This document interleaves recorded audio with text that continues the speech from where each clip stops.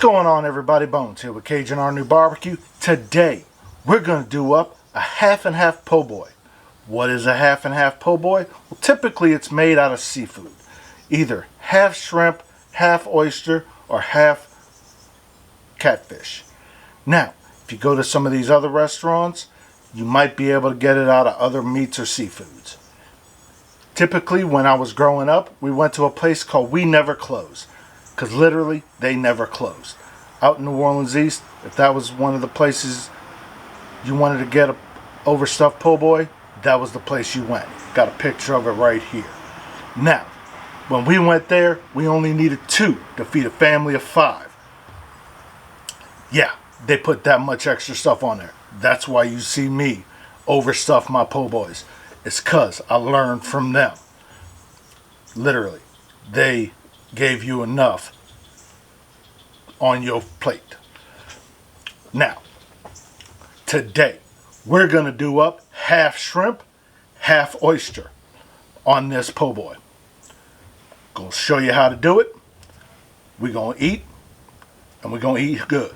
Disclaimer, it's Friday before Mother's Day, so people are trying to beat the rain to get home before, or get wherever they're going before the rain hits within the next couple hours. So there's going to be a little more traffic. I am going to be changing up my videos on how I do things in the near future, so we can try to avoid some of this. So first things first, get your oil up to 350 degrees. Now, seasoning: black pepper, salt, red pepper, cayenne pepper, paprika, onion powder, garlic powder. So flustered with all the extra traffic. Go ahead, sprinkle all that in there. Get it all up in there. All right. Now, I'm going to go with our shrimp. This is 150 to 250 count. As Mayor is having a coronary right now in the pond of water in my driveway.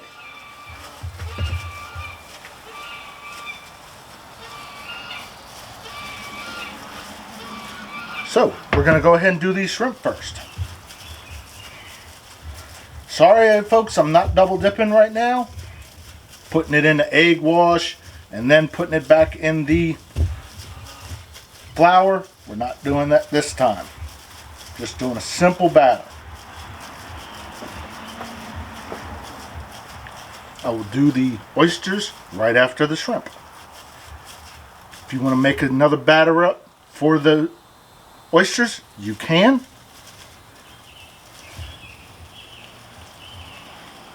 Go ahead and shake off all the excess.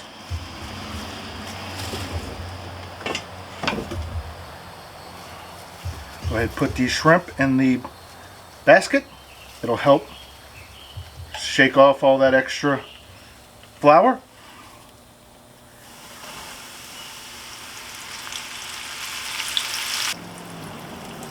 And we're done. Looking oh so good, folks.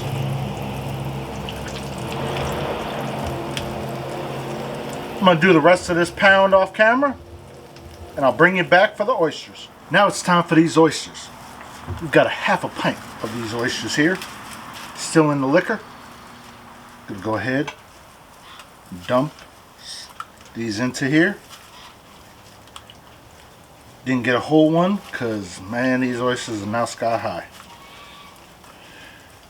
So, gonna go ahead now.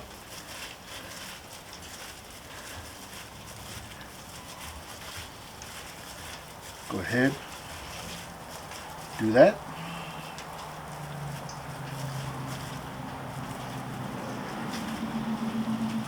Now the shrimp, I gotta share with the wife.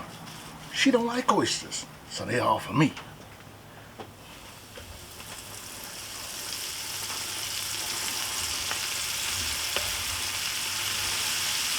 Go ahead and let them cook. And we are done. Pull them out.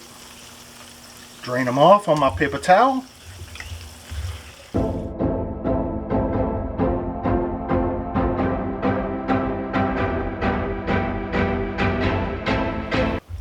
Well, don't know if you can hear it, but the thunder is roaring, so that rain is coming a little quicker. So we're going to make this quick.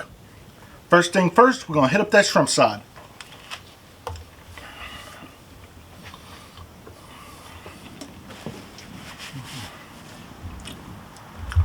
Oh yeah, folks. Shrimp perfectly cooked. Love that seasoning. I'll put it in the description below on how to make it. What all you need. Tastes oh so good, folks. Beautiful. Nice level of heat. Nice zip to it. Beautiful. Now let's hit up that oyster side.